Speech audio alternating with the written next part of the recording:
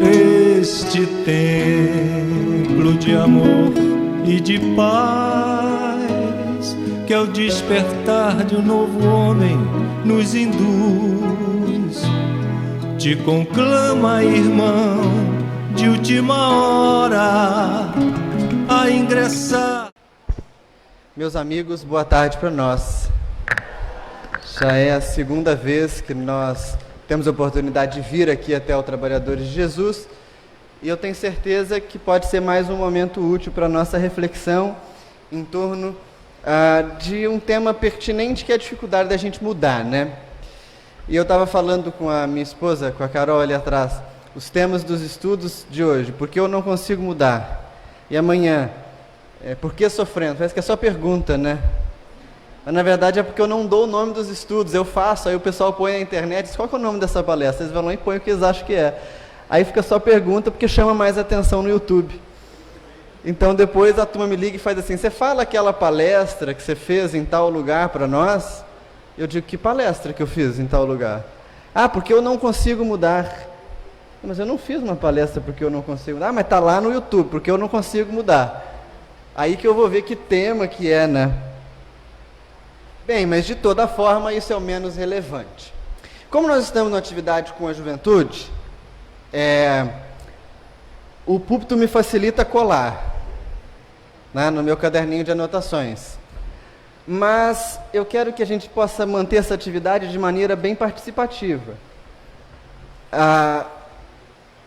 Não que eu vou ficar insistindo cansativamente para que vocês falem, porque às vezes isso cansa mesmo. Mas, na medida que eu for apresentando as ideias, eu queria que vocês tivessem muita liberdade para me interromperem, para pontuarem, para dizerem: olha, isso aí eu não concordo, isso eu não entendi, para protestarem, inclusive para perguntarem coisas que eu não falar, mas que está de acordo com o tema, né, que está dentro do nosso campo de reflexão hoje. Eu não gosto muito da ideia, embora a gente tenha tempo, de abrir no fim do estudo um momento para pergunta. A gente abre pro forma. Mas por que eu não gosto? Porque a pergunta não surge no final do estudo, a pergunta surge no meio. Então daí, se a gente está conversando e eu proponho uma coisa que vocês têm dúvida, até chegar no fim do estudo já esqueceu. Então, embora eu vá fazer pro forma no final, alguém tem alguma pergunta? Não é a hora de perguntar, a não ser que vocês tenham naquele momento. Fora isso, questionem sem o menor problema, na medida da fala. Tá bom? Acho que no mais é isso. Tá tudo bem, tranquilo. Essa palestra, então, pensando sobre o tema que ela nos faz refletir, talvez eu não desse o título de Por que eu não consigo mudar. Talvez o assunto seja mais direcionado para os falsos prazeres que advêm do egoísmo, ou o falso prazer do egoísmo. E pensar sobre o falso prazer do egoísmo é algo muito importante. Por quê? A nossa maneira de agir na vida cotidiana, embora seja marcada por uma série de comportamentos que a gente sabe que não são lá tão bons, ela está envolvida por uma parcela de prazer muito grande. Não há como a gente negar que viver no mundo, gozando os gozos do mundo, é prazeroso. E daí é muito delicado a gente tratar disso, porque às vezes a gente ouve alguns discursos muito fechadinhos, engessadinhos, dizendo tal coisa faz mal, tal coisa é ruim, tal coisa não presta, tal coisa é errada. Pois é, mas daí você vai experimentar e ela está incrivelmente envolvida de prazer.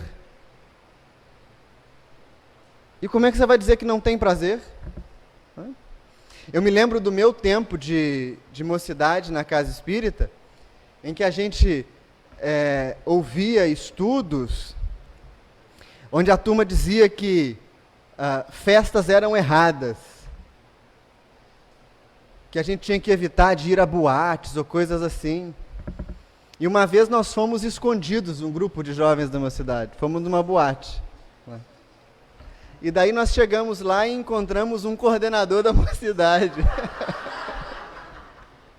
E aí a gente fez o que era mais maduro naquele contexto. Nós fingimos que não vimos ele e ele fingiu que não viu a gente. Porque a questão não é dizer que é errado, que é pecaminoso, não é? Há um prazer envolvido. Há um gozo envolvido. Todo o processo de significação espírita da realidade, ou seja, todo o caminho que o Espiritismo vai usar para dar sentido para a realidade, não é um caminho de negação dualista, que vai dizer para nós assim, olha, o espírito é bom, a matéria é ruim. Isso não vai existir no Espiritismo. E se existe, é por confusão conceitual dos nossos professores, amigos, palestrantes, o que é que seja. Afinal, nesse plano que a gente vive, a matéria é indispensável para a manifestação do Espírito. Mesmo para os médiuns, que veem lá um perispírito diante de si, num fenômeno de vidência ou clarividência, esse corpo que a gente chama de perispírito, que a linguagem comum chama de alma penada e de assombração, é material. Então você não pode dissociar espírito de matéria nesse corpo. Aí fica mais difícil. Porque algumas expressões que a gente usa como tem que dar um desconto, porque a carne é fraca, né? Perdem o sentido. Não tem carne fraca. O espírito é que é sem vergonha. Não tem a ver com carne. A minha carne, a sua carne, é exatamente igual à carne de porco, à carne de boi, a qualquer outra carne. Mas existe algo além da carne. E o que eu quero tentar fazer hoje é perceber, junto com vocês,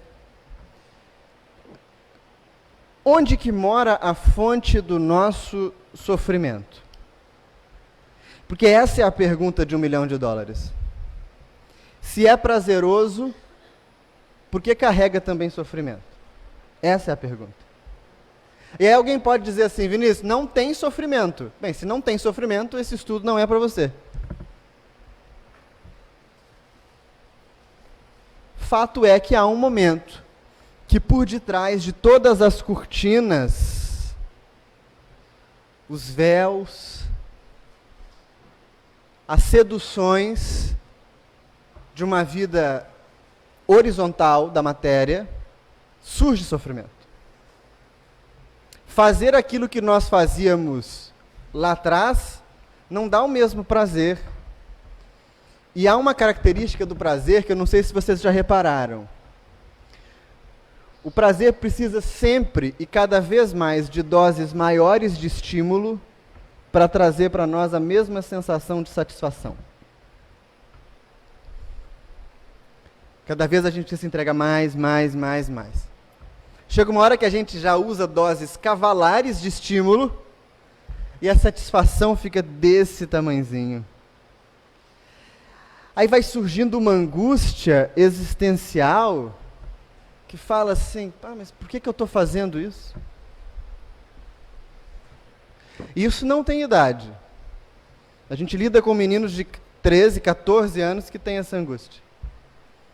E lida com pessoas, senhores e senhoras de 70, que têm a mesma angústia. O que muda é o objeto através do qual ela se manifesta. O menino de 13, 14 anos, ele está discutindo escola, ele está discutindo Fortnite, ele está discutindo outras coisas desse tipo.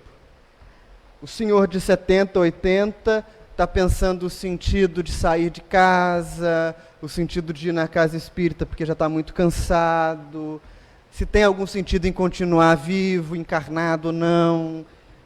A vida toda é perpassada por essa angústia. Ela só muda o sintoma. E aí a gente separar um momento, como esse que a gente separa agora, para olhar para esse processo, para pensar sobre a condição humana, tem um valor muito grande. Um valor muito precioso. É como se fosse um tesouro. Porque na maior parte do tempo, a gente vai sendo só impulsionado a viver. A gente vai sendo impulsionado pela nossa rotina de estudo, pela rotina de trabalho, pela rotina de família, pela rotina de casa espírita, pela rotina de desejos, a gente vai sendo só impulsionado, não é? E quando que a gente para? Normalmente, quando vem a saturação. Fala, eu não aguento mais. Eu não me aguento mais.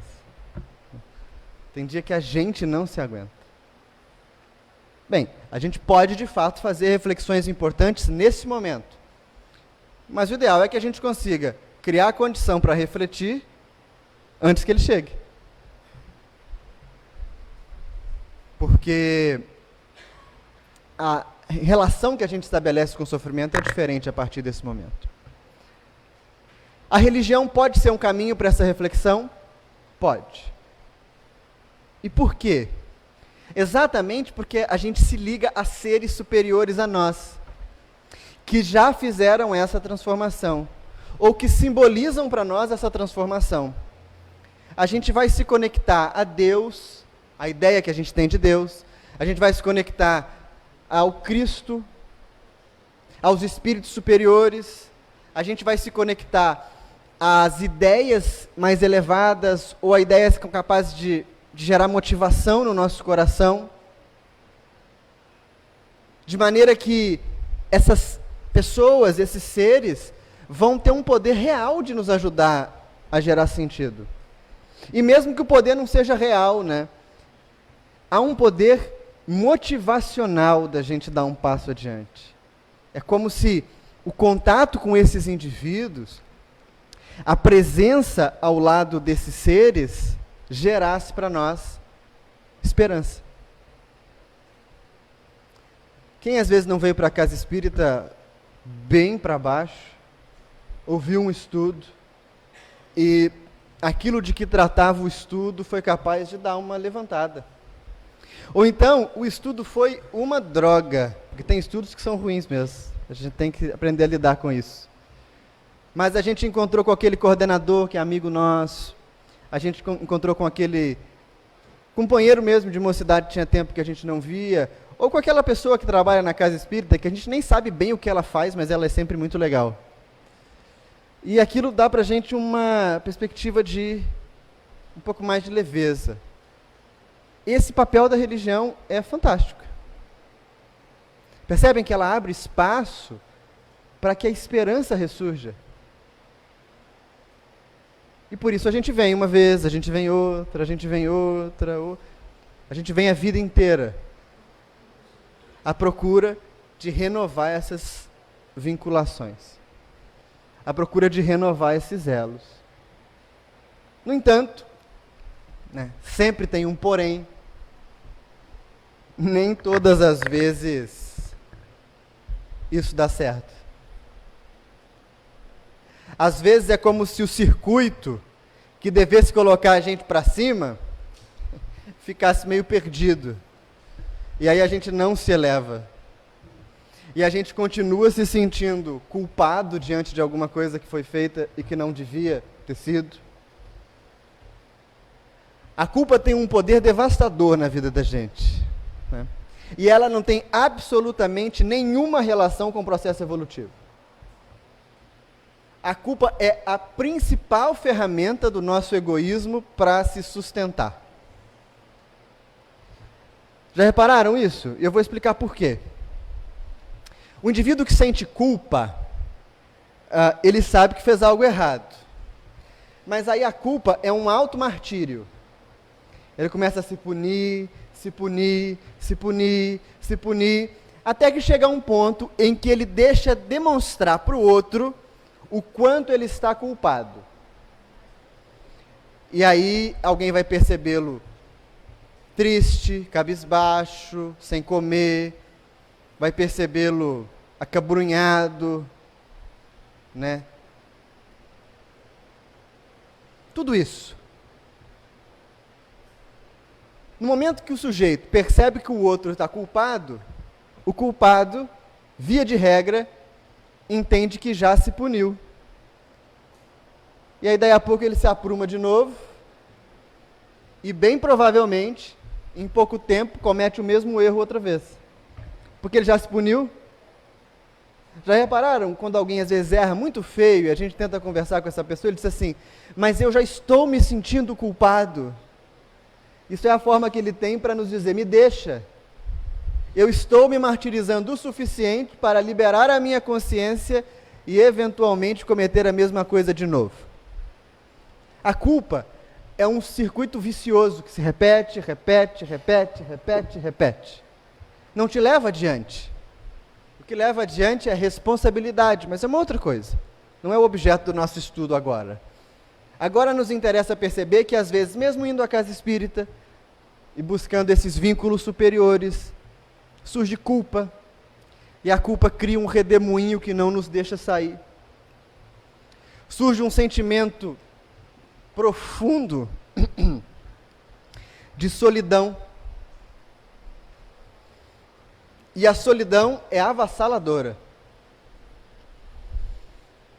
Eu não pretendo que vocês levantem a mão. Não levantem a mão. Porque eu nunca sei o que fazer quando eu faço uma pergunta e as pessoas levantam a mão.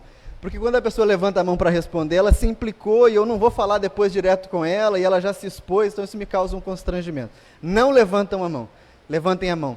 Mas se eu perguntar para vocês, quem aqui já se sentiu ou se sente sozinho? Eu tenho certeza que alguns braços se levantariam.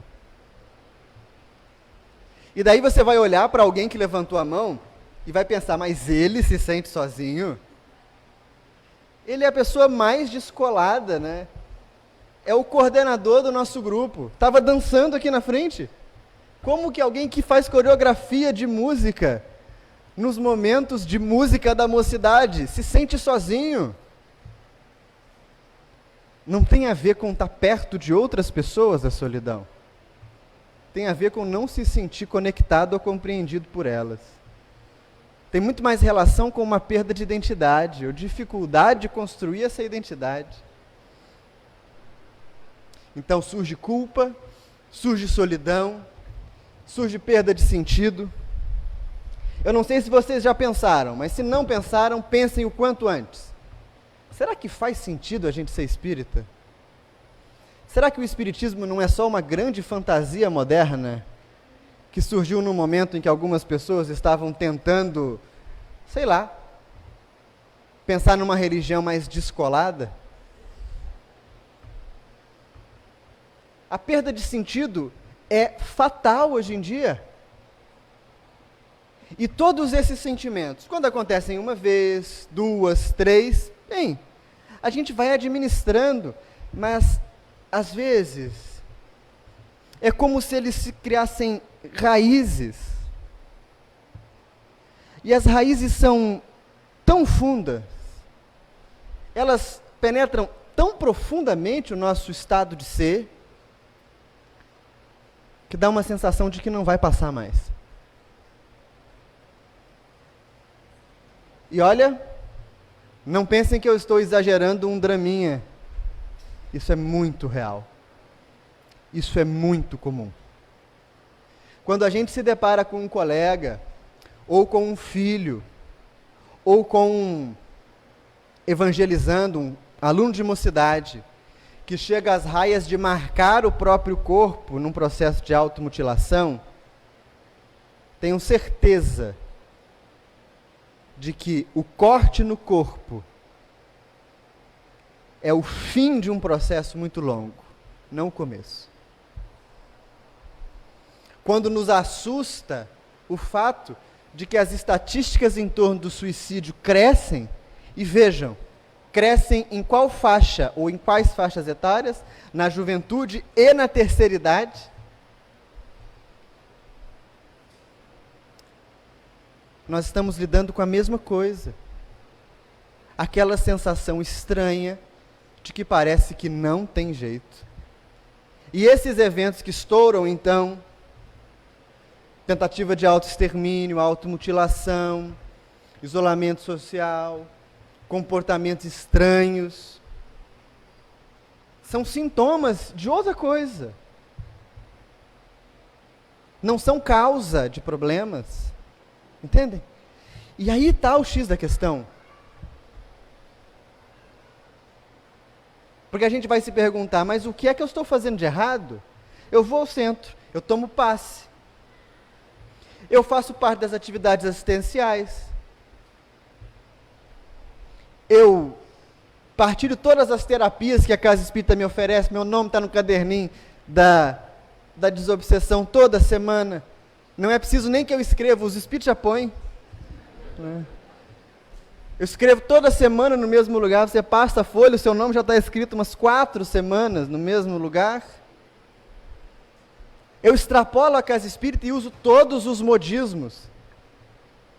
E o nosso espiritismo tem sido infestado por modismos terapêuticos de toda a ordem. E continuo do mesmo jeito. Por que eu não consigo me sentir feliz, sabe? Essa é a pergunta. Bem, eu acho que eu tornei a trilha em que a gente vai caminhar difícil demais. Pensando bem, eu acho que até eu estou com medo de entrar nessa trilha. Eu gosto muito na Casa Espírita de orientar as pessoas a praticar meditação.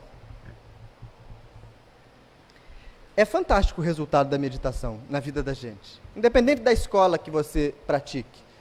Pode ser de uma escola religiosa oriental, ou pode ser ligada a mindfulness. Sempre ela tem bons resultados. Mas quando eu indico alguém para meditar, olha, em 90% das vezes a pessoa volta e me diz assim, eu não consigo. Por que não? Porque sempre que eu me sento para meditar, parece que na minha cabeça existe uma escola de samba. Todos os pensamentos vêm, os pensamentos mais atrapalhados, os mais errados, os mais perturbados, inclusive, vem coisa tão escabrosa que nem passa na minha cabeça no restante do dia. O que eu faço? Continue meditando. Sabe por quê? Porque isso que te aparece no campo da percepção durante os momentos que você se senta, é o modo em que a sua cabeça vive todo o tempo, só que você não percebe. Então, quando eu falo para a gente assim, sobre todos esses desafios da perda de sentido, da solidão, da culpa, da angústia, parece que é algo que não está presente o tempo todo, mas está, só que a gente não vê, e só vê quando irrompe em sintoma. Daí a gente não precisa esperar aparecer um sintoma, né, gente? Para pensar em como solucionar o problema. E aí, então, que eu vou tentar solucionar o problema. Quer dizer, fazer um caminho teórico para que a gente solucione junto, né? Vejam só, quando a gente pratica uma coisa errada, faz algo que não deveria ser feito, que a nossa consciência, a nossa cultura nos julgam, a gente geralmente tenta pensar assim, por que eu fui fazer tal coisa? Eu não devia ter agido dessa maneira. Isso não é bom. As consequências que eu vou causar para mim mesmo são essas. A gente consegue fazer esse movimento, não consegue? Inclusive, muitas pessoas perguntam assim, se eu já sei o que é certo e o que é errado, por que eu não consigo fazer só o que é certo? Olha, com alguns meses, talvez um ano de espiritismo, nós podemos dizer, com relativa segurança, que o eixo central da doutrina você já vai ter aprendido. Você depois vai desdobrar esses eixos em estudos mais aprofundados.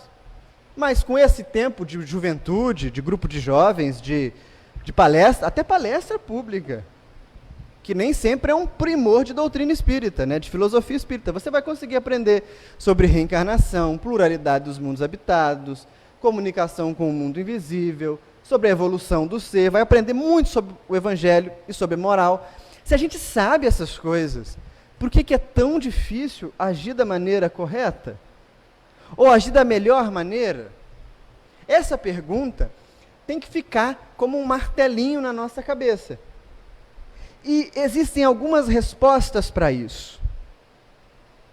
Um caminho interessante é o seguinte: sempre que nós nos relacionamos com aquilo que a gente faz de errado, e o que eu digo com relacionar, né? Quando a gente percebe que fez errado e toma consciência, nós fazemos um caminho de punição, a culpa, né? E a culpa vai tentar destacar para nós o que de errado aconteceu, estava presente naquele comportamento. Se a gente está muito familiarizado com o Espiritismo, a gente vai projetar esse comportamento até para vidas futuras, né? O que de errado vai acontecer comigo lá no mundo espiritual? Quantas vezes a gente já parou para pensar sobre o erro cometido, não pela perspectiva do engano, mas pela perspectiva do prazer? Ao invés de se perguntar assim: você sabe as consequências do seu ato? Você já tentou se perguntar: que tipo de prazer eu obtive com esse comportamento? Porque aqui tem uma chave, uma pista para a gente descobrir a fonte das nossas angústias. O que está em jogo nunca é aquilo que nos causa mal. Não no campo do nosso consciente, porque a gente sempre lida bem com isso, né?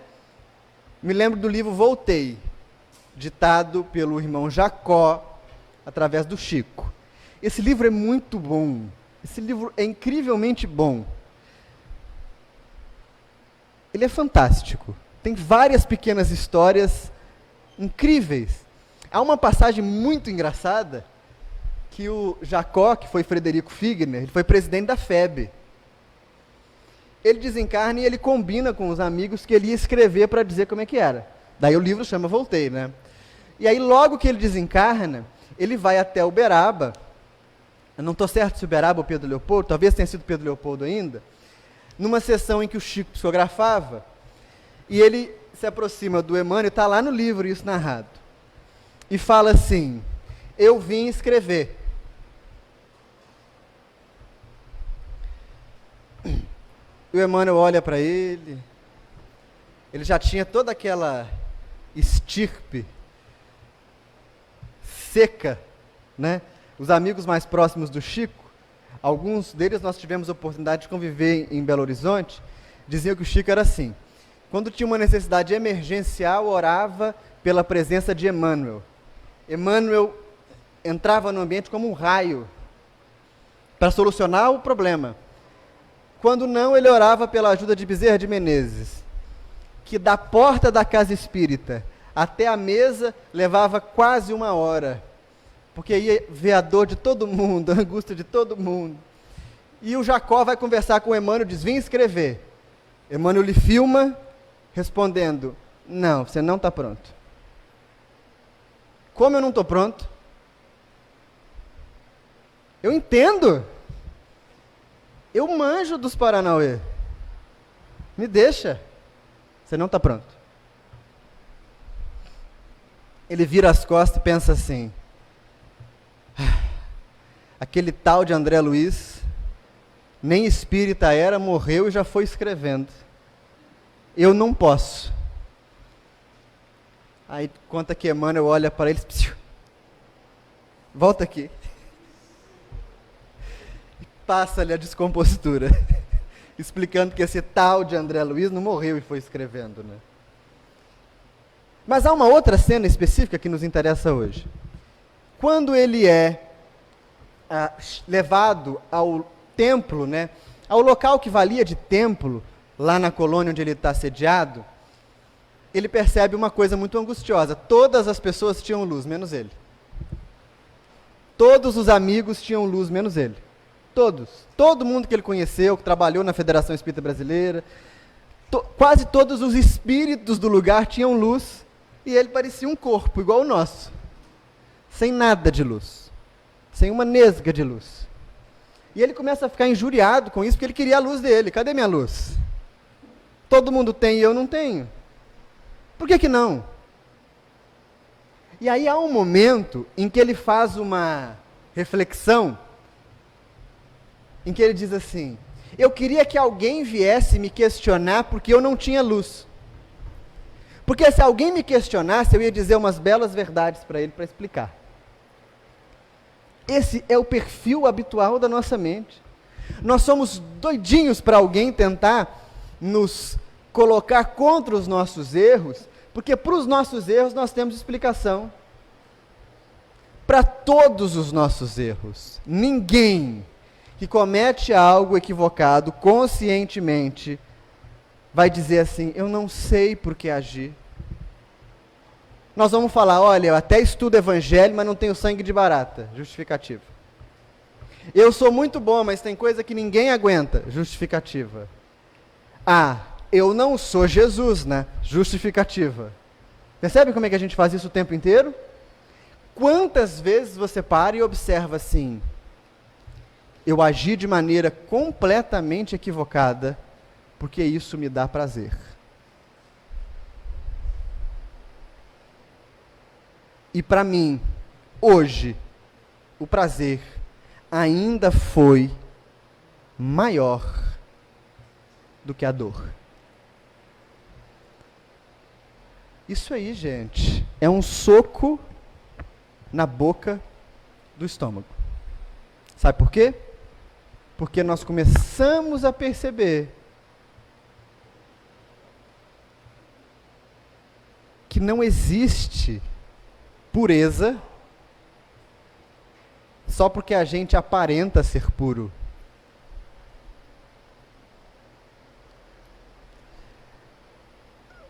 Talvez isso não aconteça aqui no estado do Rio de Janeiro. Mas lá em Minas, não é incomum que algumas reuniões de diretoria de casa espírita se tornem acaloradas, onde as pessoas vão brigar por questões completamente dispensáveis de serem brigadas. Mas ali no calor da emoção, trocar uma jarra de água fluidificada de lugar pode virar um transtorno. E eu sempre reparo, a turma levanta a voz, discute, briga, e se altera, acaba a reunião, vai fazer prece e diz: Senhor Jesus. Qual é o sentido disso? Simular a pureza não produz a pureza. Simular a virtude não produz a virtude. Unicamente entender qual mecanismo nos move a agir de maneira equivocada é que pode dar liberdade para nós.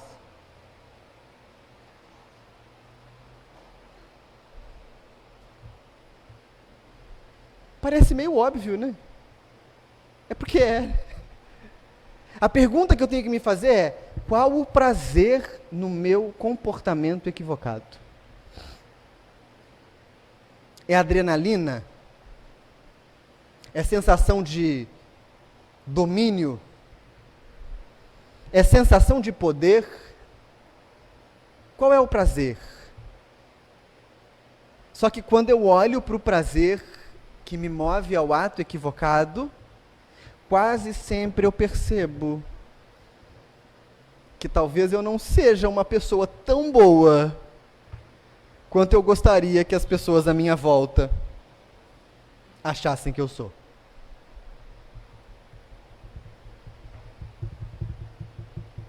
Daí dá vontade de sair correndo.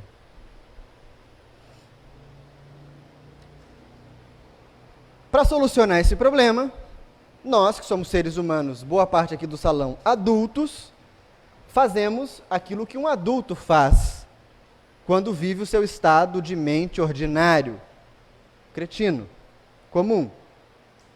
Colocamos a culpa em outra pessoa.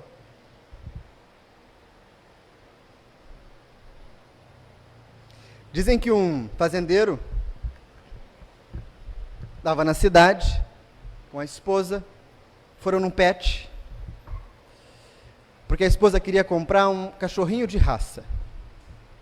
E aí comprou então um Yorkshire. Mas quando o homem entrou, um vira-lata que estava no lugar para doação ficou doido com o fazendeiro. Doido com ele. Como comprou o Yorkshire, tinha uma fazenda, o dono do pet falou, leva o vira-lata com você, presente, você vai ter espaço para ele, não há problema. O homem ficou meio assim e levou. Quando os cães cresceram, eram filhotes, ele que tinha uma criação de galinhas, era uma granja, começou a ter algumas galinhas mortas.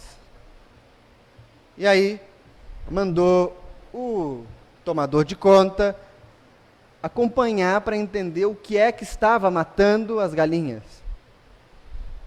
E aí depois de 1 ou 2 dias de tocaia, o homem vai a ele e ele diz, Senhor, é o cachorro da sua esposa que está comendo as galinhas.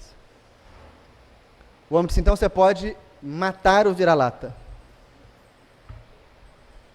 Senhor, mas não tem absolutamente nenhuma relação. Só pode ser por conta de má companhia. Porque o cachorro de raça não vai fazer isso. A gente age maduramente, fazendo isso. A culpa é do outro.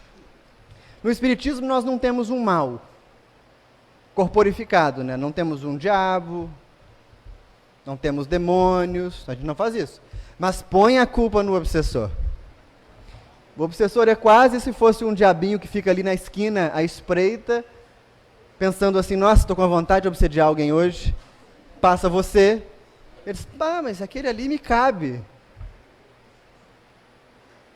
A gente transforma o obsessor nesse mal externo que não tem qualquer relação conosco. Só que, se não há implicação pessoal no processo, não existe amadurecimento.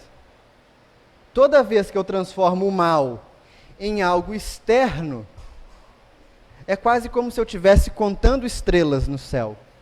Nunca vai ter fim a fonte do mal. Já tentaram contar estrelas? Você conta as de cá, você depois não sabe as que contou, é algo sem sentido e sem fim. Toda vez que eu coloco o mal fora, toda vez que eu coloco a dor ou a fonte da dor fora, eu deixo de estar implicado. E se eu não estou implicado, eu não me torno parte, eu não sou capaz de mudar a situação. E aí, ainda que exista o obsessor, existe você. Existimos nós. Ainda que exista um mal no mundo, existimos nós. Está muito confuso? Não, né? Emmanuel, no livro Pensamento e Vida, na primeira frase do primeiro capítulo, A Casa Mental, nos diz: a mente é o espelho da vida em toda parte. Nossa mente não é uma janela, igual a gente gosta de pensar. A gente gosta de pensar assim, através do meu pensamento, eu viajo a todos os lugares do mundo, sou uma pessoa livre e feliz. Vocês acreditam nisso de verdade? A mente não é janela, a mente é espelho. Você vê fora exatamente o mundo que existe dentro de você. Por isso que naquela passagem conhecida da tradição cristã, quando Jesus caminha com os discípulos, eles tapam o nariz diante do cão morto, e Jesus diz que belos dentes tinha o animal. Percebem? A nossa mente sempre vai espelhar a realidade. Então a gente olha fora uma situação e pensa, de acordo com as formas, com os moldes, com as questões que nos mobilizam, o mundo interno. Por isso que diante de uma situação traumática, há pessoas que respondem de maneiras diferentes. Existe um documentário produzido pelo Google, chamado Human. São vários vídeos, são 3 vídeos, se eu não me engano. São vídeos longos. E ele tem uma maneira de abordar as questões que estão presentes ali, muito peculiar. Não há uma história sendo contada. A câmera faz um super close nos entrevistados, e cada um conta um pouco da sua história de vida. Então há histórias de todos os temas. Pessoas falando sobre casamento, divórcio, infância, trabalho, vida, morte, tudo isso. E o primeiro caso, se eu não me engano, do primeiro documentário, é um em que um homem conta a sua história. Ele, entrando para roubar uma casa nos Estados Unidos, encontra dentro dela uma mulher e uma criança. E ele mata a mulher e a criança. Ele vai preso, né? Vai preso, é condenado, e aí ele conta que daí a algumas semanas ele recebe a visita de uma senhora, que a memória agora não recorda o nome. Se alguém souber, e essa senhora vai visitar, ele não conhece a mulher, e ele pergunta quem é a mulher. Bem, eu sou mãe da mulher e da criança que você assassinou, e eu vim para cuidar de você. Porque você agora é quem eu tenho para cuidar. A gente não precisa dizer que ele tem um choque. E aí ele narra um pouco da vida dele. O padrasto dele batia muito nele. E dizia assim: eu só te bato porque eu te amo. Porque você tem que aprender. E é porque eu te amo que eu faço isso contigo. E aí ele começa então a criar um referencial desde pequeno de que amor é medido por violência. Então a forma dele demonstrar que ele se importava com as pessoas era agredindo as pessoas. E aquela mulher, aquela senhora, que passa a visitá-lo na cadeia, e visitava sempre, para cuidar dele, depois dele ter produzido um mal tremendo, é que consegue dar um curto-circuito na cabeça do sujeito. Mas vejam, os dois foram expostos à mesma situação, um crime super traumático. A mente dele refletiu do modo habitual. Eu não fiz nada de errado, eu matei porque matar é uma forma que eu encontro, bater, agredir é uma forma que eu encontro de expressar algum tipo de cuidado, de atenção. Elas morreram por uma contingência. Agora ela, diante do mesmo trauma, reflete de outra maneira. Eu vou cuidar dele, porque eu cuidava da minha filha. A minha natureza é cuidar, como eu não tenho a filha para cuidar, eu cuido dele. Percebe como é que a mente é o espelho? Como é que a mente reflete o que está dentro, fora? Não é o contrário.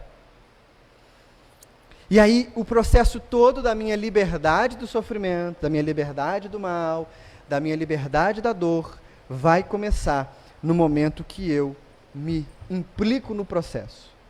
Por isso a pergunta não é por que eu fiz isso de errado, é porque eu gosto de agir assim.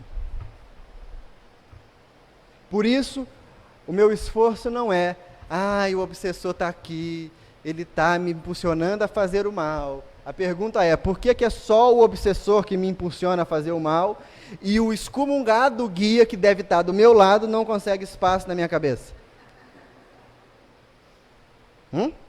Essa é a pergunta. E para tentar chegar à resposta, nós temos que entender a natureza do espírito. O que somos nós? Nós temos uma enorme ilusão, desse tamanho. A ilusão de que somos eternos. De que vamos ser assim, desse jeitinho, para sempre. Você consegue imaginar a sua vida no mundo espiritual sem esse corpo? Mas você consegue imaginar a sua vida sem essa forma que você tem hoje? essa é uma encarnação que nós temos, meus amigos, e nós tivemos dezenas, centenas delas. Por que a gente acha, e a gente acha, que vai ser assim para sempre? Existe uma ilusão eternalista, como se a gente fosse dessa maneirinha aqui, ó, eterno. Como se a gente nunca fosse sofrer mudança. E daí vamos pensar, quanto tempo de vida tem o Vinícius? Olha, com os avanços da medicina, eu posso pensar que eu viveria 100 anos aqui. Já está de bom tamanho, né? 100 anos é muito tempo. E daí, lá no mundo espiritual, mais 100 anos, o Vinícius vai existir, então, talvez por 200 anos. Porque depois, numa nova reencarnação, eu posso me chamar Teresa, Joyce, Roberto. Eu posso nascer na China. Eu posso nascer nos Estados Unidos, eu posso nascer na África, eu posso nascer num tantão de outro lugar. Eu posso ter uma religião completamente diferente do Espiritismo. Posso até mesmo não ter religião. Tudo isso pode acontecer. E como é, por que cargas d'água eu penso que eu sou eterno? Como que eu posso vislumbrar uma ideia de eternidade nesse corpo? A nossa existência, aquilo que a gente chama de personalidade, é uma sucessão de pequenos eventos que vão moldando a nossa vida. Você nasceu, você estudou numa escola, teve alguns amigos, você é filho de um casal, está no seio de uma família, você vai ter uma experiência religiosa, você vai ter uma experiência profissional, tudo isso vai moldando a sua vida. E a partir desse moldar, você se torna isso que é hoje. E que daqui a 10 anos, quando eu recebi o convite para vir aqui, ao Trabalhadores de Jesus, fazer esse trabalho, sobre esse tema, o que eu fiz? Fui assistir a palestra que eu fiz em 2015 sobre o tema, para lembrar o que eu tinha dito. Enquanto eu assistia a palestra, eu fiquei percebendo. Eu falei a palestra inteira com a mão assim, ó. Que coisa estranha. Não faz o menor sentido. Quando eu mexia, eu fazia assim como se eu estivesse nervoso.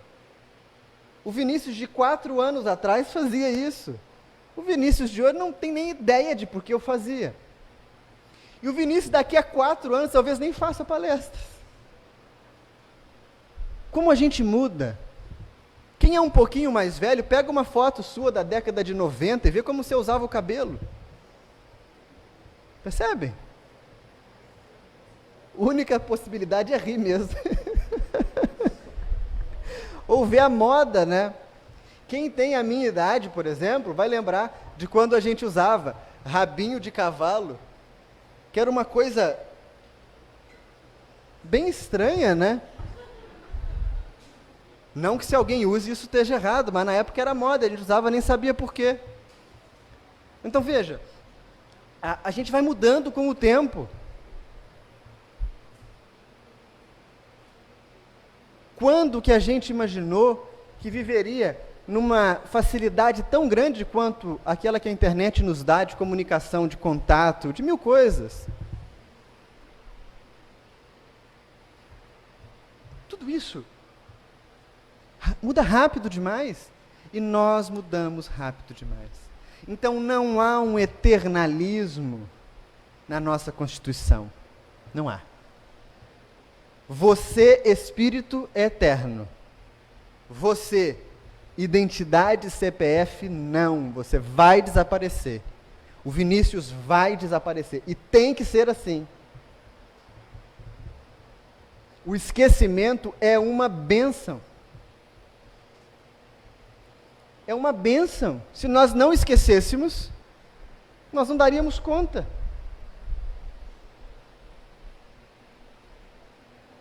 Sabe como a gente pode entender a nossa natureza espiritual? Imaginem um colar de pérolas, um terço, algo assim, um japamala. Cada conta uma vida. O que é você, espírito? O fio. O fio que une todas elas. Se você olhar a pérola do colar, ela parece muito mais concreta, muito mais valiosa, muito mais bonita do que o fio. Né? O que é o fio, gente? É o fio. Só que é o fio que permite a sustentação de todas as nossas experiências. É ele que vai nos acompanhar de vida a vida. O espírito é um fio. Portanto, a primeira ilusão da nossa natureza que tem que ser superada é a ilusão do eternalismo. A segunda ilusão é a ilusão da corporeidade. Ou seja, nós criamos todo o referencial da nossa vida baseado nesse corpício aqui. Quer dizer, não no meu, né? Cada um no seu. Nós criamos toda a ilusão da nossa realidade a partir do corpo. O corpo é o grande referencial para nós da nossa existência. Você pode até acreditar em espírito, mas o nosso referencial é o corpo. Isso não está de nenhuma maneira errada, mas ele não é um fim em si mesmo, porque a vida vai te mostrar que o seu corpo também não é autossuficiente. Durante muito tempo, Vinícius não teve barriga. Se você é muito forte, você pode deixar de ser. Se você é magrinho, você engorda. Você tem saúde, você adoece. Você está vivo, você morre no último caso, né? Vejam, essa sucessão de coisas que está no corpo, que estão no corpo, que se manifestam no corpo, são reais, não são? Né? Eu já tentei de todas as maneiras pensar que a minha barriga não é real, mas ela é real. Ela é concreta, né? Ela não vai embora. Eu emagreço o pescoço, mas não emagrece a barriga. Então, é real. Mas ela não é um fim em si mesmo. O corpo para o espírito é um instrumento. Tanto quanto uma roupa, um sapato, um óculos. O corpo é uma ferramenta. É através dele que o espírito se manifesta. Porque senão a gente começa a pensar que o espírito está num pacotinho aqui voando do lado, né? Cadê o espírito? Ah, não sei, ele deve estar longe, por Wi-Fi ele está me controlando. Não, o espírito está ligado aqui, ó. Segundo nos dizem aqueles que participaram da codificação com Kardec, célula a célula, o perispírito se liga ao corpo. Célula a célula. Então nós estamos encharcados de espírito. Com a diferença de que se eu perco uma mão, isso só acontece no corpo físico. Sabe como que o Espiritismo entende a ideia de individualidade? A gente adora dizer assim, eu sou único. Como se a gente merecesse um lacinho e uma foto na mesa de Deus assim. Meu filho único. Ele é diferente. Isso seria impraticável. Porque se nós vamos ter milhões de vidas, e se a Terra tem 7 milhões, mais ou menos, de pessoas, 7 bilhões, na verdade, né, de pessoas encarnadas, vocês imaginem, haja espaço para foto. Olha o apego que a gente tem em torno de sermos únicos. Nós somos especiais. E aí a gente vem na palestra da Casa Espírita e o palestrante diz assim, você é especial, você está fadado a ser feliz. Isso é um desserviço. Já que a gente tem que quebrar os ovos da omelete, gente, desculpa, você não é especial. Eu não sou especial. Na verdade, nós somos incrivelmente comuns.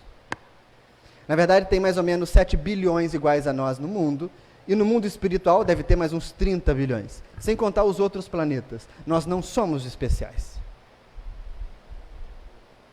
O Espiritismo entende a individualidade de outra forma. Somos criados a partir de Deus, vocês concordam com isso? Se você enfiar um copo de água dentro do mar, né? Se você retirar um copo d'água do mar, o que vai ter dentro do copo? Água do mar, concorda? Óbvio. Se você enfiar um copo d'água dentro de um balde d'água, você vai tirar água, né? Não é difícil. Se você então retira uma porção de Deus, o que você tem? Deus. Somos feitos da genética divina. Portanto, nós não somos criados únicos, diferentes. Não, nós somos criados de Deus. A massa da criação é a mesma, isso é um exercício de lógica. Percebem? Aí quando a gente se ilumina e chega lá no fim da estrada, que é voltar para a casa do Pai, a gente volta para onde? Para perto de Deus. Jesus diz para nós, eu e meu Pai somos um. Ou seja, uma comunhão indescritível com Deus. Então a gente sai de Deus e a gente volta para Deus. Correto? Isso é diferente para todo mundo? Não, gente. Porque se você saiu de um lugar diferente, está errado. Né? Deus não te criou diferente. Se você vai voltar para um lugar diferente, tem confusão aí. Ninguém é filho de chocadeira na criação. Fomos criados por Deus. Individualidade é o que você faz desde o momento que é criado até a hora que volta. E aí os Espíritos vão falar isso para nós na questão 72 do Livro dos Espíritos, letra A, quando eles vão dizer que a inteligência, que é o que caracteriza o Espírito, é uma espécie de individualidade moral. Moral é ação. A inteligência é o que nos dá condição de agir de maneira totalmente particular. Então, veja só, o que caracteriza a nossa individualidade é a maneira como eu ajo até chegar em Deus. É como eu escolho evoluir. Então, você não é indivíduo único e diferente, porque Deus te fez com um pouquinho mais de ziriguidum.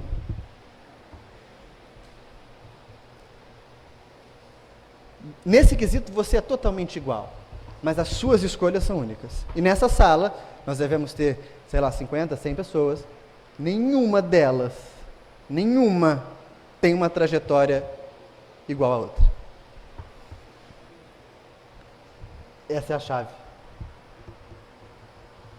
Essa é a chave.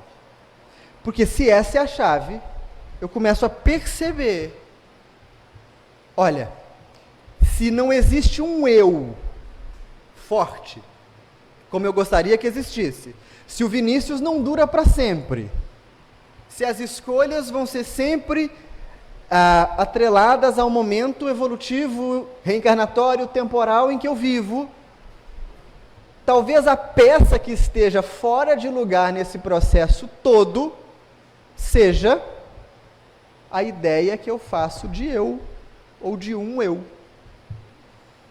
O apego que eu crio em relação à imagem que eu tenho de mim mesmo. Agora a gente começa a sair da matagal.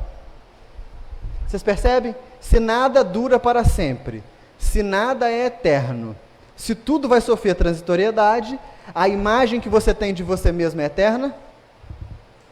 Ela vai durar para sempre? Você vai conseguir sempre ter o prazer que você deseja? Você vai sofrer por isso? Vai. E essa é a gênese do sofrimento. A forma como eu me relaciono com a ilusão que tenho de mim mesmo. Agora ficou maluco, não? Não? Se tiver, vocês falem, tá? Por favor. Tem alguma questão até aqui? Alguma questão aqui? Algum protesto?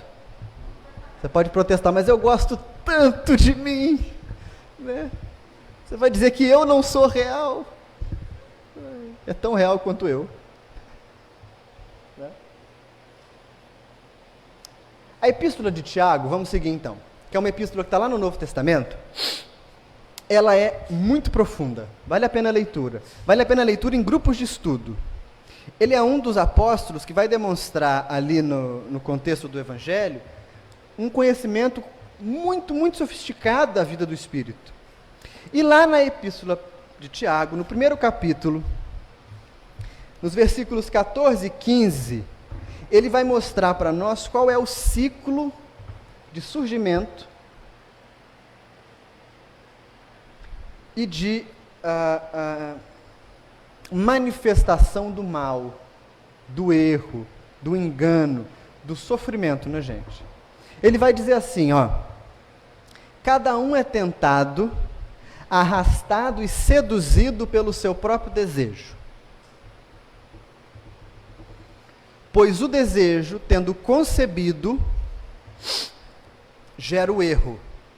E o erro, chegando ao termo, dá à luz a morte. Vamos por partes? Antes disso, ele está dizendo no texto assim: pois que ninguém diga que foi tentado por Deus. Porque Deus não é tentado e nem tenta ninguém. Porque a gente pode dizer assim: ai, Deus pôs essa tentação no meu caminho, né? Foi Ele que me tentou. Por que Ele foi fazer acontecer logo comigo? Por que Ele foi deixar circunstâncias para que eu fizesse isso errado? Deus passou do limite. E Ele vai dizer: ó, ninguém diz que foi Deus. Deus não tem nada a ver com isso. Cada um é tentado, arrastado, olha as palavras que ele usa, e seduzido pelo seu próprio desejo. Então, uma palavra forte para que a gente registre é a palavra desejo. Quando a gente cria a ideia de um eu, ele vem de braço dado com uma outra coisa, com desejo. Quanto mais forte for a autoimagem que você tem de você mesmo, mais desejo você tem de mantê-la forte. E mais necessidades esses desejos geram. Vocês concordam? Eu quero ficar muito forte, então eu vou para a academia. É um desejo. Quando eu desejo, eu gero uma necessidade, né? Eu desejo, ou melhor, eu desejo comer um açaí, né? Então, eu tenho uma necessidade, gera um desejo. Ou o desejo gera necessidade, dependendo da ordem que se manifesta. Então, o fato é, nós sentimos prazer. E o prazer é a fonte do desejo. Tudo que é bom a gente quer repetir. Tem umas coisas que eu não entendo, né? Eu falo sempre com a minha mãe, falava com minha avó enquanto ela cozinhava, falo com Carol. Às vezes minha mãe estava fazendo alguma coisa, e aí ela falava assim: nossa, tá ruim, prova. Se tá ruim, por que eu vou provar?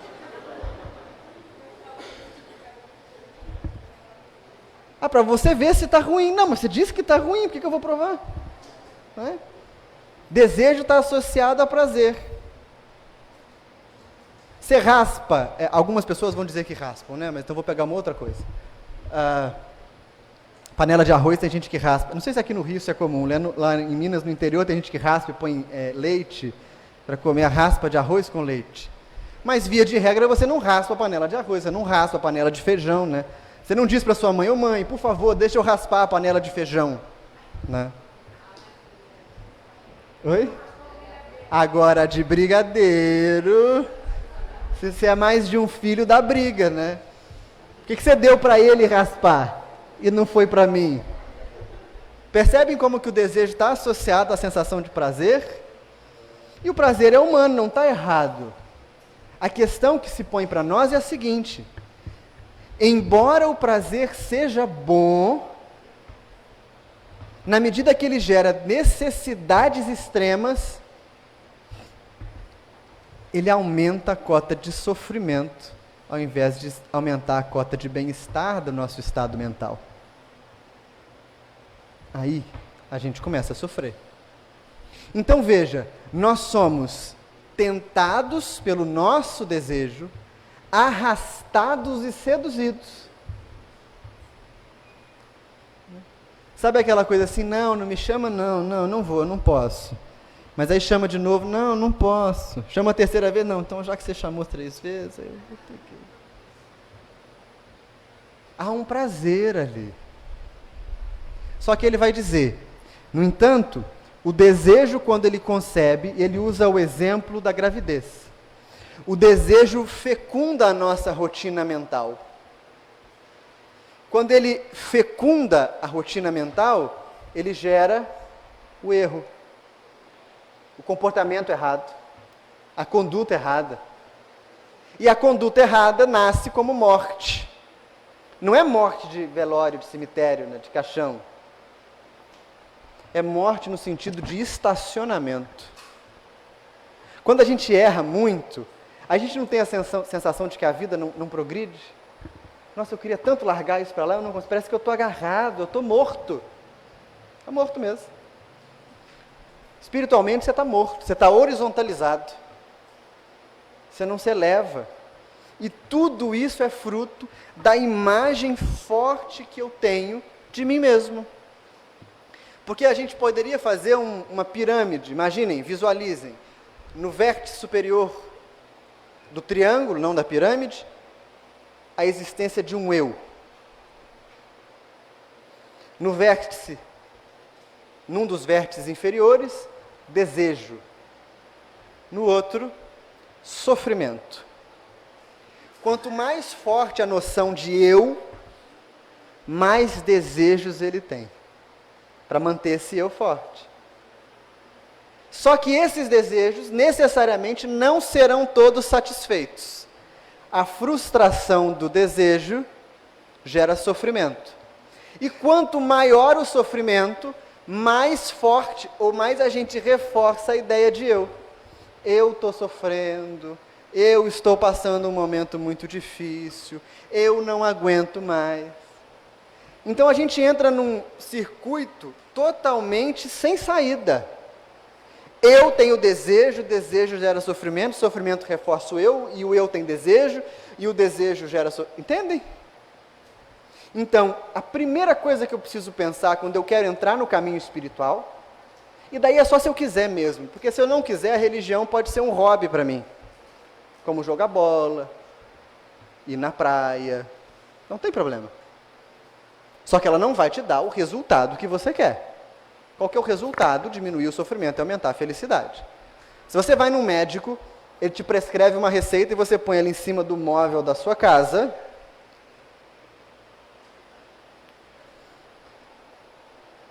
você não vai se tratar, né?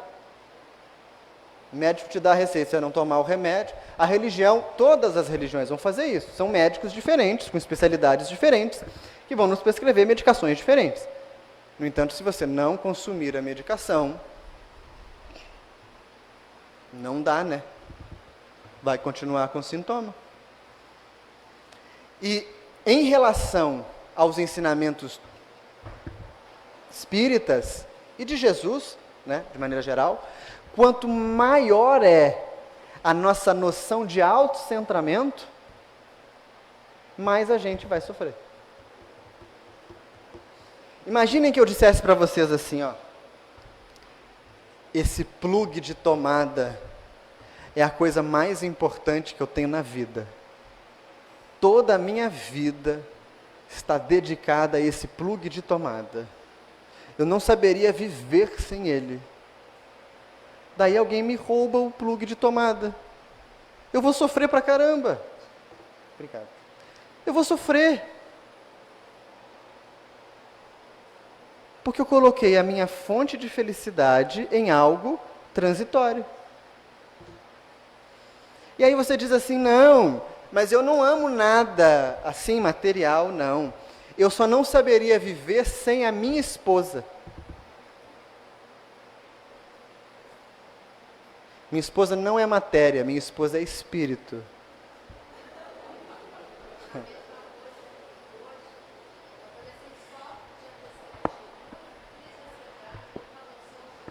É.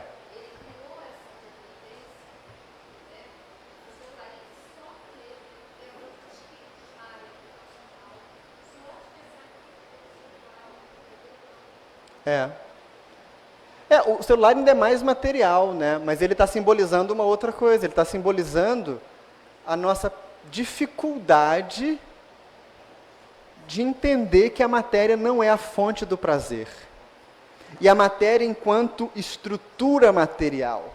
Isso é importante dizer. A sua esposa certamente é um espírito, bem. Mas se ela desencarnar, você não vai acordar de manhã, se tudo correr certo, né? E tomar café com ela. Se a sua esposa estiver em casa tomando café com você, tem algum problema. Para você ou para ela, né? Mais para ela, eu diria. Será que nem depois que desencarnou ela não vai querer conhecer o infinito? Né?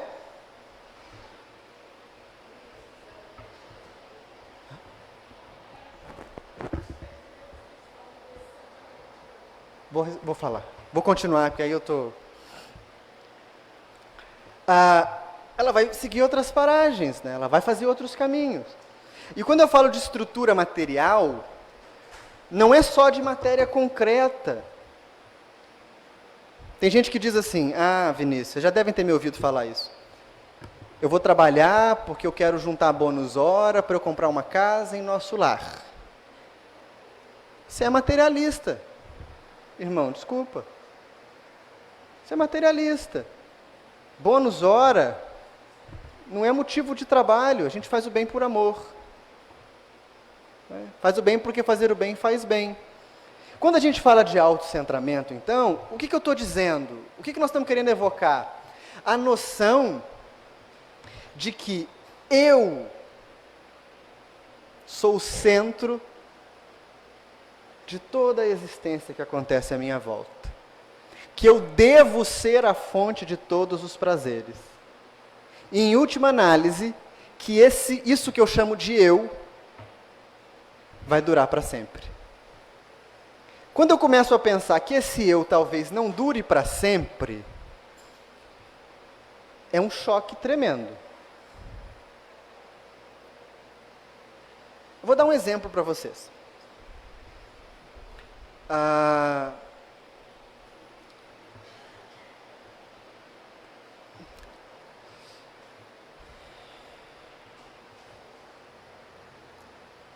O que significa para Deus um desastre como esse que aconteceu em Mariana e outro que aconteceu em Brumadinho agora? Absolutamente nada. Isso pode ser chocante. Sabe por que é nada? Porque em algum lugar do universo agora, uma estrela deve estar explodindo e na sua supernova, planetas são dizimados e destruídos. A Terra mesmo, daqui a uns 5 bilhões e meio de anos, vai perder a vida. Se a gente não acabar com a vida antes, né? Mas ela vai perder a vida quando o nosso Sol apagar. Então, vida e morte, como a gente conhece, dizem respeito a nós, não ao plano divino. Para o plano divino, isso são circunstâncias de aprendizado, é como se fosse um balé que a gente dança com a existência. Mesmo sabendo disso, nós sofremos, e sofremos verdadeiramente, e tem que ser assim, o luto é muito importante, a dor da despedida dos nossos entes queridos que partem, não é? No entanto, pessoas perdem entes queridos todos os dias.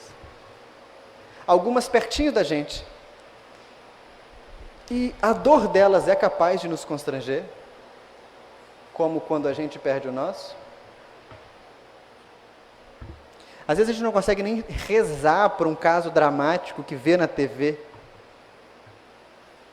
A gente não consegue. Isso é autocentramento. Tudo começa em mim. Eu tenho certeza que Deus vai fazer aquilo que eu quero,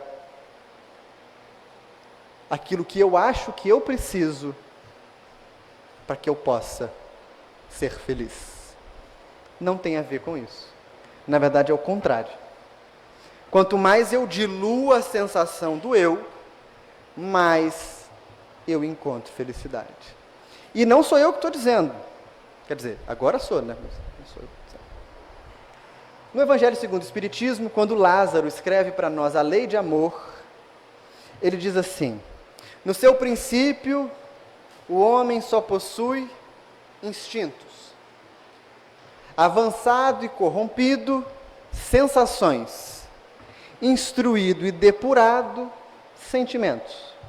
E o ponto alto dos sentimentos é o amor. Não conforme o conheceis, mas como um sol interior que substitui a personalidade pela fusão dos seres. Está lá. Vinícius, mas isso não é panteísmo? Essa ideia de que o eu tem que sumir e de que a gente tem que se ver em todo mundo. Kardec falou que o panteísmo é errado. Isso não é panteísmo, isso se chama amor. Porque o eu se torna um instrumento. Se você vai cortar cabelo, você precisa de uma tesoura ou de uma máquina. Se você vai cozinhar, precisa de um fogão. Se vai escrever, de um lápis, de uma caneta e de um papel. E se você deseja promover amor no mundo, você precisa de personalidades. Nós vivemos o papel de instrumentos, de ferramentas no plano divino. Então, é como se a gente tivesse recebido uma ferramenta para trabalho e a gente ficasse com medo de gastar. Eu vou gastar o meu eu na mudança do mundo? Não! Eu vou encher ele de creme, perfume e um montão de coisas e vou colocar ele numa estante. Porque eu sou demais. Porque eu mereço prazer. Eu quero prazer. A vida já é muito doída. E não. Aí a gente começa a ladainha, né? Percebem? Nós somos de verdade instrumentos. E aí a pergunta lá do começo, que foi usada para dar nome à palestra. Por que eu não consigo mudar? Exatamente por causa desse eu. Enquanto houver um eu forte, eu não consigo ver a dor do meu companheiro. Enquanto houver um eu forte, eu não consigo me relacionar com as outras pessoas. E aí, quando a gente falava do celular, da angústia da falta do celular, né? O celular se torna uma forma muito mais prática, não ele em si, né? As redes sociais, uma forma muito mais prática de expressar os sintomas da nossa dificuldade de abrir mão do eu. Morrem milhares de pessoas todo ano fazendo selfies estúpidas. Em cima de prédios, na presença de animais selvagens, na passarela da linha do trem. São mortes estúpidas. Mas são a marca de um sintoma. Qual que é o sintoma? A dificuldade de abrir mão de si mesmo. Só que a gente acha que o indivíduo que tem baixa autoestima não se ama. Ele se ama mais do que os outros. E ele acha que ele merece ser destacado. O indivíduo que não se ama de fato, ele abre mão da vida social e entra num quadro de apatia. O indivíduo que não tem reconhecimento de si mesmo, entra no quadro das patologias psiquiátricas graves. Agora, quem sofre angústia pela convivência com outros, se ama. Mas, mais do que se ama, se coloca no eixo central de um processo quase de idolatria. E aí, o que é que importa? Quantas curtidas eu tenho? O que importa? Quantas pessoas me viram? O que importa se o meu canal no YouTube tem seguidores? O que importa são essas coisas todas.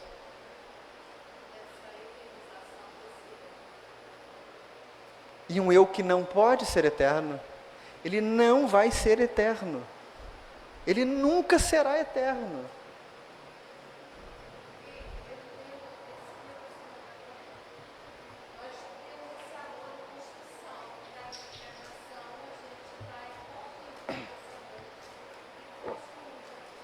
Uhum.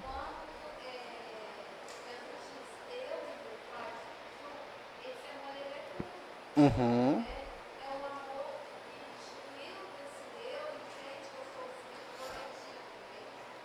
Exatamente. Exato. Agora, não me parece que seja muito razoável. Na verdade, não é isso não. A gente precisa olhar com muita atenção a ideia do amor em construção. Porque, via de regra, ela é uma fonte para a gente justificar o nosso comportamento equivocado. Porque essa é outra característica do eu. O eu perverte tudo. Tudo. Inclusive as práticas espirituais. A gente ouve muito dizer assim, se ame primeiro, nós precisamos nos amar, nos cuidar, nós precisamos nos perdoar para amarmos os outros.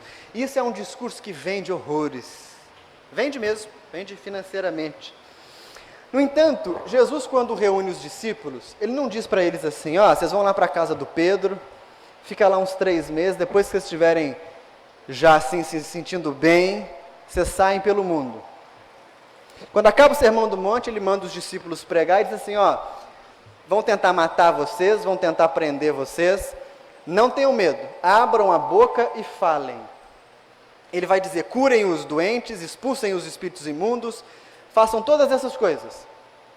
E lá na frente a gente se encontra. Então, Cristo não cria essa perspectiva construtivista que a gente criou. Ele diz, vai e faz. Então, por que eu acho que a gente tem que ter cuidado? Porque, na verdade, quando a gente diz assim, eu estou construindo o amor pleno, estou mesmo, é verdade. Mas, por trás disso tem uma sombrinha que diz assim, estou construindo porque não consigo abrir mão do eu em prol do outro. Então, qual que é o esforço principal do cristão? Entender alguns comportamentos são essenciais para a prática cristã. Por exemplo, eu tenho que ser capaz de gerar benefício para os outros seres. Eu tenho que ser capaz. Tenho que ser.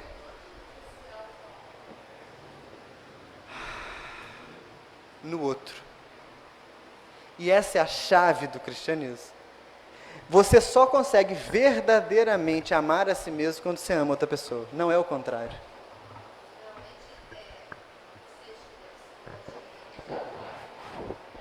Mas é porque para a psicologia a base é orgânica. E aí, como a base é orgânica, qual é o primeiro contato do sujeito com o mundo real? O corpo do bebê. E aí, por exemplo, dentro da psicanálise, quando você vai ter a constituição do inconsciente, ela vai se dar por estímulos neurosensoriais que vão desde o nascimento, até meados da primeira infância. Então isso é constituído fisicamente. E aí, para as linhas de estudo psicológicos que não entendem a existência de um espírito e não têm compromisso com a moral cristã, não são cristãs, você primeiro cuida dos seus instintos, das suas pulsões, dos seus recalques, das suas angústias, para depois você conseguir abrir. Agora, quando a gente entende que esse corpo é a manifestação de um estado de espírito pregresso, quando a gente entende que a regra do Cristo é uma regra de amor, eu tenho que pensar assim, eu vou me amar amando ao outro. Eu vou me cuidar cuidando do outro. Até porque eu vou começar a desenvolver nesse processo empatia. E eu começo a perceber, por que eu cuido da outra pessoa? Não é porque eu quero bônus hora. Não é porque eu quero que os espíritos me ajudem a trocar de emprego. Eu dou comida para quem tem fome porque ter fome é ruim. Percebe como é sempre um processo conjugado? Eu e o outro. Por que eu vou a Cabo Frio, num calor fenomenal, falar 2 horas sobre o eu e o processo de mudança? Será que eu acredito realmente que com 2 horas de fala eu vou conseguir mudar alguém? Será que é isso? Provavelmente não. No meu caso, é porque partilhando esse tempo de conversa, eu me relembro aspectos importantes da prática espiritual e partilho com a experiência de vocês esses mesmos aspectos. Então não há caminho de crescimento se não há uma saída do eu. Eu preciso sempre sair de mim.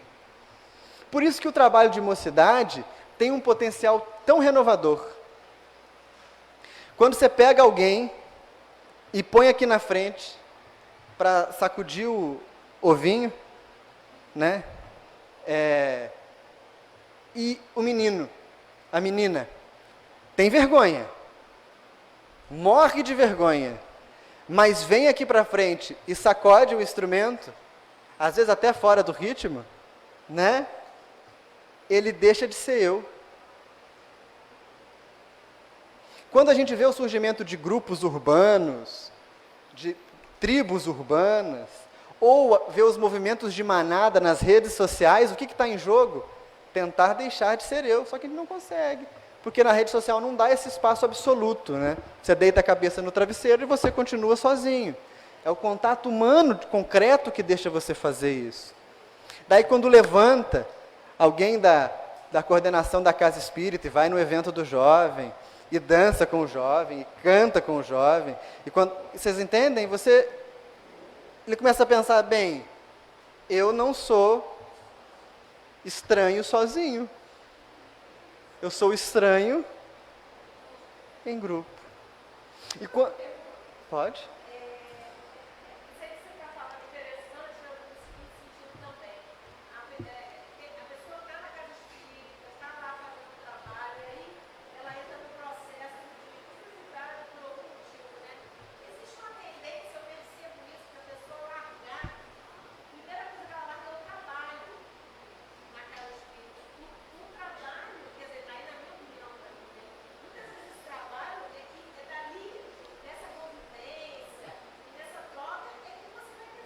Vai.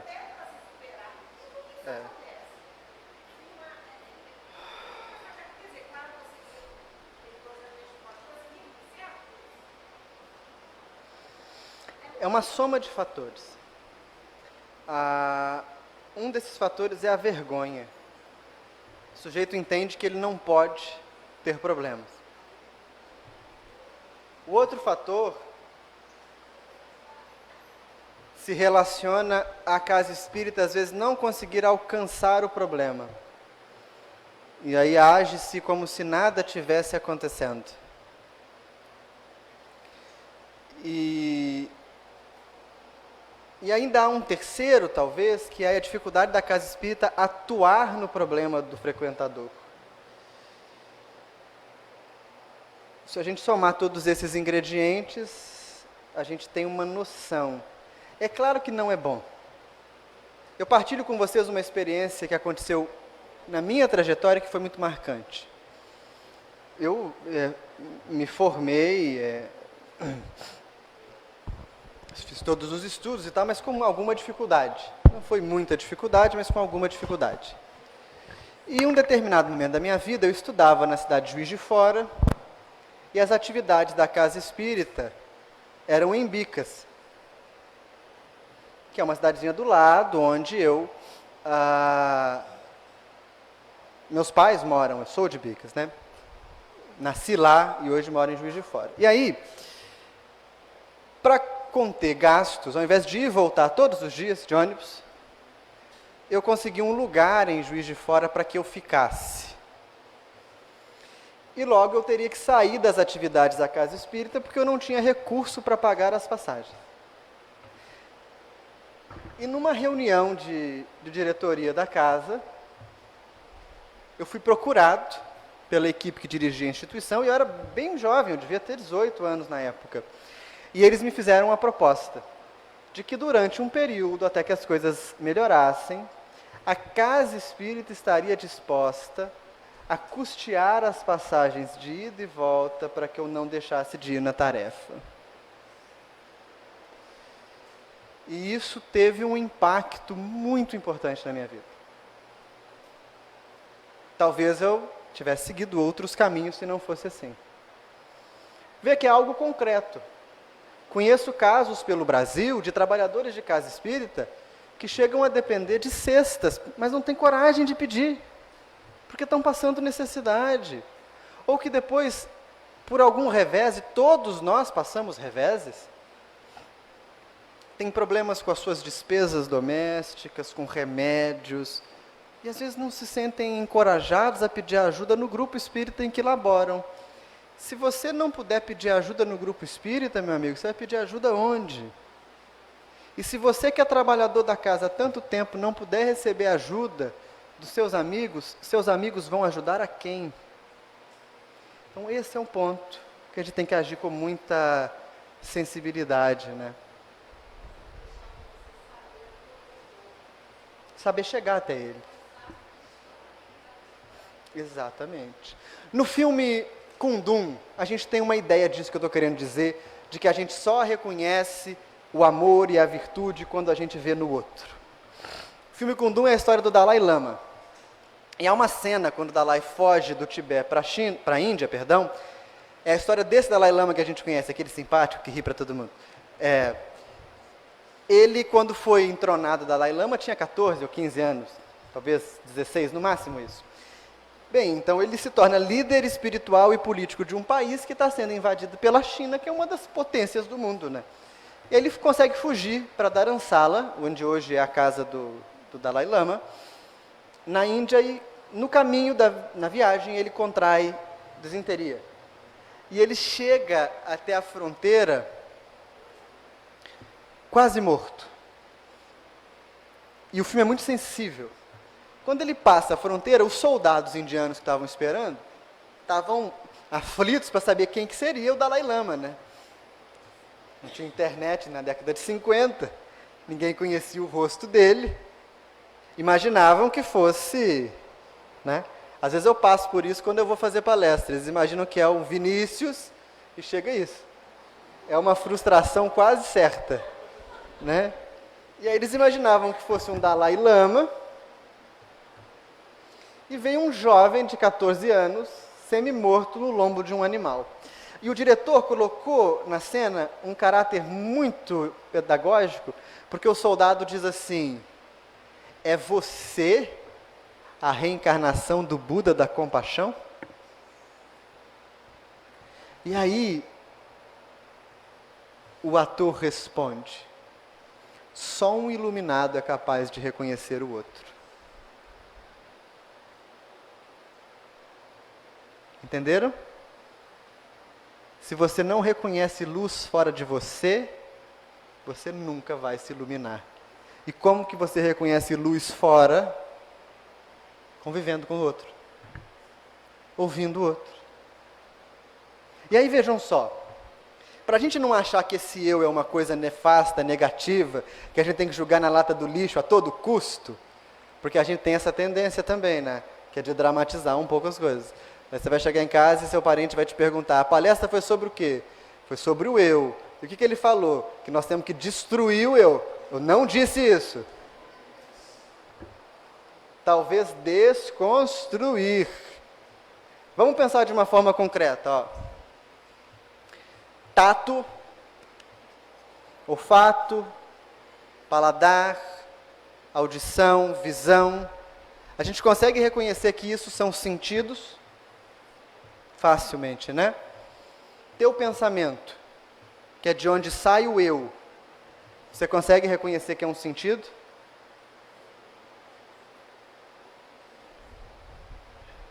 É um sentido da alma. Assim como o tato serve para que eu pegue as coisas, a visão serve para que eu veja, a audição para que eu escute, o pensamento e essa noção do eu serve para que eu interaja com o outro. Daí, você não tem que jogar na lata do lixo. Imagina, e esse exemplo é muito bom, esse salão pode servir para nós de referência. Nós temos aqui essas colunas. Cada uma dessas colunas sustenta o telhado. Se a direção da casa resolver fazer uma obra e abrir portas aqui, nessas paredes ou aqui, não vai ter problema nenhum. Ela pode destruir todas as paredes, mantendo-se as colunas, o prédio fica de pé. Agora, se derrubar a coluna, ele cai. Essa noção do eu que nós temos, ela é estrutural do nosso processo evolutivo. No momento que a gente ela ainda é estrutural. Então a gente tem que ter nome, a gente tem que ter identidade, a gente tem que trabalhar, a gente tem que ter aparência, a gente se veste, a gente tem tudo isso. Eu não posso simplesmente destruir as colunas do eu, porque senão eu entro em crise. O que eu vou fazer? Gradativamente eu substituo as colunas do eu por novas colunas ligadas à afetividade, à troca, à generosidade. Então o que está em construção em nós não é bem o amor. O que está acontecendo é a desconstrução do eu, que gradativamente vai substituindo a nossa estrutura de pensamento por outras estruturas de interação. Nós estamos ainda muito perto no momento em que a gente saiu evolutivamente da vida animal.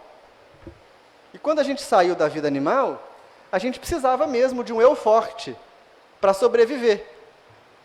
Quando a gente sai da horda primitiva e cria civilização, a gente precisa de um eu forte para sobreviver. Agora não. Agora a gente precisa cada vez mais desenvolver outras habilidades. E essas habilidades, elas só vão vir através da interação. O que nos cabe, então, diante disso tudo, meus amigos?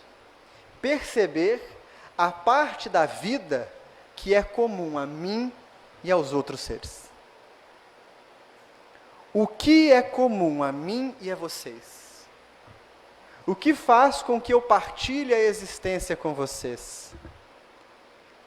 E é investindo nesse aspecto que começa a surgir a noção de que nem só pelo prazer concreto e material que acaba, eu vou encontrar felicidade. Nem só pelo estímulo direto eu vou encontrar felicidade. Mas também é fonte de muita felicidade perceber que os outros seres estão vivendo bem. É fonte de felicidade perceber que eu posso cooperar para que a alegria do meu semelhante aumente. É fonte de felicidade perceber que o mundo não é uma prisão, que eu não estou aqui porque eu fui degradado, expulso, né? Eu não estou carregando uma bola de 100 quilos nos pés para que eu não... Não é isso. Qual o objetivo da encarnação dos espíritos? Pergunta Kardec no item 132 do Livro dos Espíritos. Dentre os aspectos da resposta, nos dizem os imortais: cumprir a parte que lhe cabe na obra da criação. Como que eu exercito isso, Vinícius? Exercitando sua frustração. Eu sou professor, né? E aí no segundo ano do ensino médio, em agosto, portanto quase nos 45 do segundo tempo do ano passado, uma aluna, eu assumi a turma em agosto, uma aluna leva uma prova para mim e diz assim: professor, eu quero que você me dê o ponto que está faltando aqui, para eu fechar a prova. Mas o que você acha que eu corrigi errado? Não sei. Mas então por que eu tenho que te dar um ponto? Porque até hoje eu sempre fechei todas as provas. A sua é a primeira que eu não fechei. E eu não aceito isso. Aí eu disse para ela: minha filha, o nome disso é frustração. Se você não aprendeu frustração até agora, você vai aprender com a sociologia. Não irei rever a sua prova. Nós precisamos aprender a nos frustrar. Só que nós achamos que a frustração só tem o seu valor pedagógico quando ela se dá em grandes coisas. Sabe quando você vai fazer aquela catada de roupas para doar para o bazar da casa espírita? Dentre todas as que você não usa mais, coloca uma que você use, que você goste. Os livros pelos quais você tem paixão, escolha um de tempos em tempos e doe os seus sapatos. Doe. Quando você vai servir o seu prato, e você percebe que tem ali sobre a mesa um montinho de agrião, e você detesta agrião, uma vez por semana, se alimente daquilo que você não gosta, que não é agradável ao seu paladar. Comece a abrir a perspectiva de que você nem sempre precisa ser satisfeito nos seus prazeres, porque o eu começa então a diminuir. E a gente pode fazer isso de várias maneiras. A gente pode fazer isso tomando um banho gelado. A gente pode fazer isso ajudando um companheiro numa hora que a gente fala, eu estava doido para dormir, né? A gente pode fazer isso de N maneiras. N maneiras. A gente pode fazer isso saindo de casa sem pentear o cabelo. E aí você vai na esquina sem pentear o cabelo e você vai pensar, meu Deus, mas o que as pessoas vão pensar de mim? Pegou, é isso. E aí você desconstrói o eu. Não precisa fazer isso todo dia, o tempo todo, não, nada de extremismo. Mas de quando em quando, mostre para você mesmo que você não é o seu corpo. Que você não é o seu prazer. Você é algo além. E mais do que isso, no momento em que você começar a exercitar o ato de não buscar prazer a todo custo, comece a perceber que pequenas coisas são capazes de gerar prazer e felicidade no outro. Se a gente consegue equilibrar essa balança, na medida que o eu tem menos necessidades, ele se frustra menos. E ao se frustrar menos, a gente se torna mais aberto para o mundo. A gente não se fecha para o mundo. A gente sente paz. Não estamos disputando com ninguém. Não estamos concorrendo a nenhum concurso de beleza. Não estamos à procura de nenhum certificado, nenhum troféu. Entendem? E aí no fim a gente é só um ser humano. Com as dores e as delícias de sermos o que somos. Aí não precisa emular a virtude. Não precisa simular a virtude, porque a virtude surge dessa alquimia, do indivíduo que não se reconhece o centro do mundo, ao mesmo tempo que se reconhece participante da felicidade do outro. Chico Xavier foi um grande exemplo disso para nós. Na primeira metade do século passado, em Belo Horizonte, num hotel, ele teria se encontrado com a atriz performática Luz del Fuego, uma mulher adepta do nudismo, belíssima. E ela, então, sabendo que o Chico estava no hotel e que ele tinha acabado de jantar, ia para o quarto, foi para a porta do quarto e nua o encarava. Chico olhou para ela, disse que olhou de alto a baixo e disse, minha filha, põe uma roupa que nesse frio você vai gripar.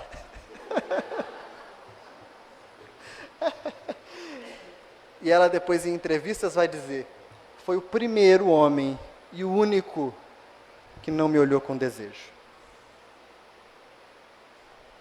Noutra vez, Chico acabava de psicografar e alguém coloca na mão dele uma série de revistas eróticas, pornográficas. O povo também, terrível, né? Mas essa é a regra da perturbação. Guardem isso. O indivíduo perturbado não consegue ser perturbado sozinho. Ele precisa perturbar o outro para se sentir em paz. Não é? Lembrem aí dos perturbados. Se um perturbado te procura e diz assim, você sabe o que estão dizendo a seu respeito por aí? Você responde, não quero saber. Ele entra em crise, porque ele precisa te contar. Perturbação é isso. E aí o Chico folheia a revista.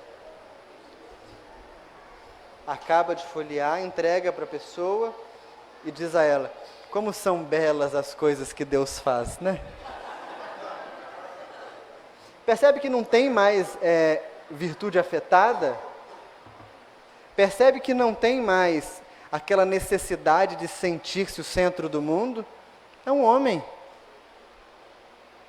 Não há nenhum mistério. Por que é que nós precisamos evocar o mistério da superpersonalidade?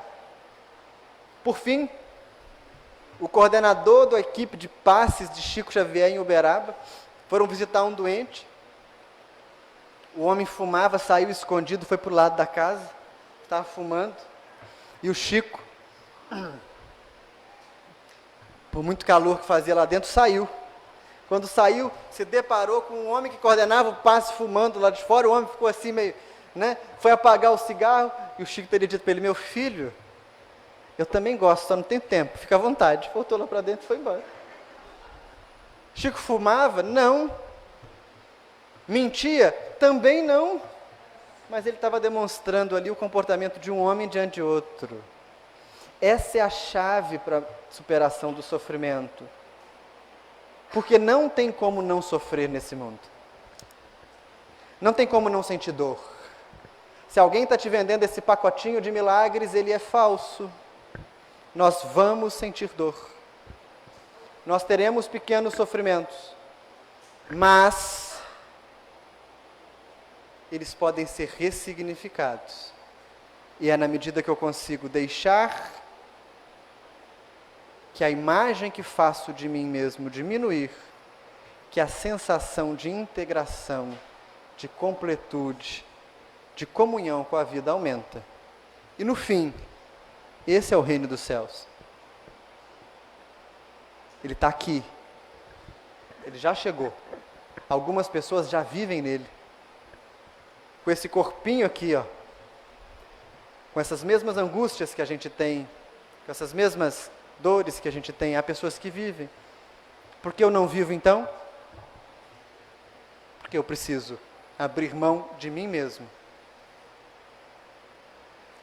Pegue a sua cruz, negue a si mesmo e me siga.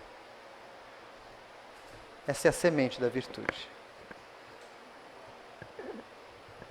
Tudo bem? Eu acho que era isso. Eu havia me preparado para 50 minutos. No fim, achei que não ia dar o tempo. A gente fala mais do que a vitrola. Tem alguma questão, gente, que permanece? Eu vi o Vinícius. Então, nessa desconstrução desse eu latente e nessa liquidez de informação, e na velocidade, na diversidade das informações que bombardeiam a gente, como fazer para desconstruir esse eu e não potencializar essa essência talvez egoísta que a gente mantém? Ótima pergunta. Vou repetir a pergunta. Diante do excesso de informações e de bombardeamento que a gente tem de informações e de estímulos cotidianamente, como desconstruir uma noção de eu e não fazer com que essa noção seja aumentada? Isso? Exatamente, como tirar os milhões das bolhas e poder pensar fora do nosso próprio eu. Como destruir as bolhas e pensar fora do próprio eu? Essa pergunta é fantástica. Eu diria que há dois exercícios para a gente fazer isso, dois enfoques, um interno e um externo. Um enfoque externo é o do silêncio. É fundamental que nós saibamos readquirir o espaço do silêncio na vida. E esse silêncio tem um papel transformador. Pequenos exercícios diários de silêncio ou de meditação têm o condão de mostrar para a gente os hábitos repetidos da nossa mente. Toda vez que você silencia, a mente te mostra o que ela é. E aí ela vai te mostrar também onde você se fixa com mais frequência. Quando você se fixa em determinados aspectos, ali você tem então a sua área de atuação interna, né? Então é fundamental. Você quer aprender a meditar, há vídeos na internet de todas as procedências, mas daí você pode, por 5 minutos, silenciar e, respirando tranquilamente, abrir mão do controle. Caso exista tempo e disposição, a gente pode se encontrar amanhã meia hora mais cedo em relação ao seminário e eu dou para vocês algumas instruções de meditação, para quem tiver interesse. Cabo Frio tem essa mágica, sempre que eu venho aqui eu marco atividades fora do programado. Isso é muito bom. Não, já fui, caminhei e voltei ao que me basta. Do ponto de vista externo, então, o silêncio. Do ponto de vista interno, é muito importante a gente perceber quais desses estímulos nós realmente queremos para nós. Porque eu vou dar um exemplo que talvez tenha pego todos nós e ainda pegue. A polarização política do último ano, que foi um momento difícil para o Brasil, né? E para nós escolhemos agasalhar aquelas angústias sem refletir um pouco mais detidamente do que elas significam para nós, né? Há pouco tempo agora, um debate tremendo em torno de questões conceituais assim pequenas da história que merecem ser discutidas, mas há pessoas que se apegam e se destroem e se consomem. Eu fui um desses, tanto que encerrei meu Facebook, né? Não dei conta. Mas é muito importante que a gente comece a identificar internamente por que determinados assuntos nos roubam tanto a atenção. E a partir do entendimento de por que nos roubam a atenção, a gente consegue abrir mão de determinados estímulos. Se eu sei que toda vez que eu entro no Facebook, por exemplo, eu vou me indignar com alguém, eu vou ficar decepcionado com um amigo, por que eu vou entrar no Facebook? Daí eu cancelo o Facebook. Eu prefiro manter o amigo do que manter a frustração. Então, esse processo interno é quase como quando a gente vai cozinhar e cata as pedras do feijão.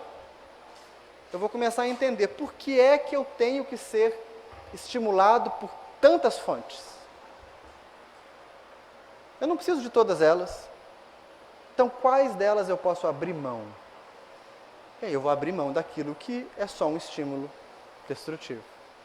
Aos pouquinhos eu começo a decantar dentro de mim esse impulso. E é interessante que quando esse impulso decanta, você começa a perceber o resultado no momento em que é capaz de ouvir pessoas que pensam diferente de você, sem se agastar. A pessoa fala a maior besteira, você ouve e diz, muito bem. É a sua opinião. Entende? Não é um inimigo. Por que existe inimigo? Porque eu tenho que ser grande. Entende? Como eu tenho que ser grande, ele é meu inimigo. Se o eu se dilui, essa é a chave. Não sei se foi suficiente. Foi? Mais alguma? Algum protesto? Eu não sei se eu vou te ouvir. Oi? Isso aí, esse é o espírito. Só mais uma. Eu acho que está sem microfone aqui. Quer usar o meu? Daqui eu te escuto, daí eu te escuto. Daí eu já escuto. Claro.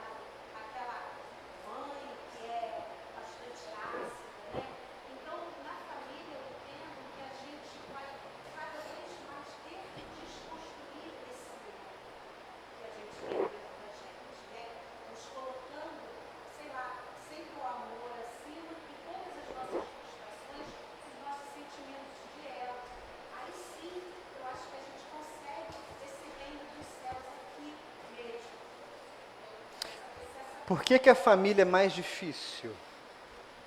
Sabe por quê? Imagine numa guerra. Todas as guerras temem os espiões.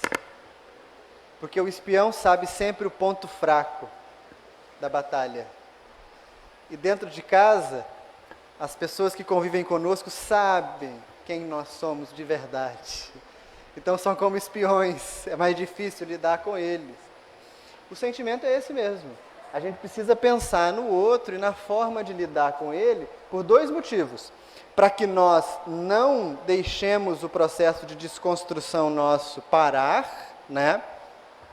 E para que nós também não incentivemos o outro a se cristalizar e se encastelar.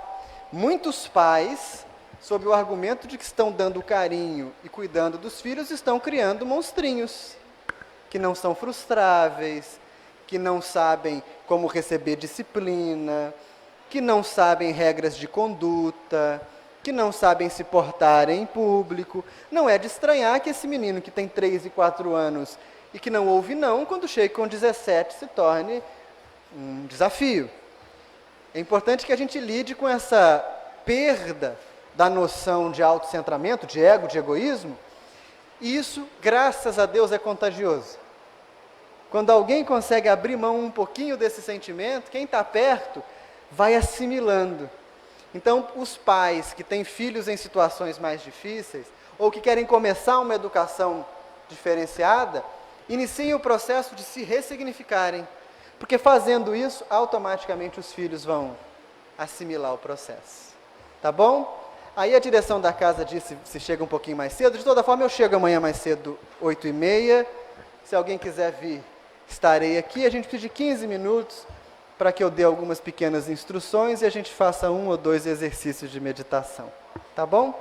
Obrigado por me ouvirem. Um beijo para vocês.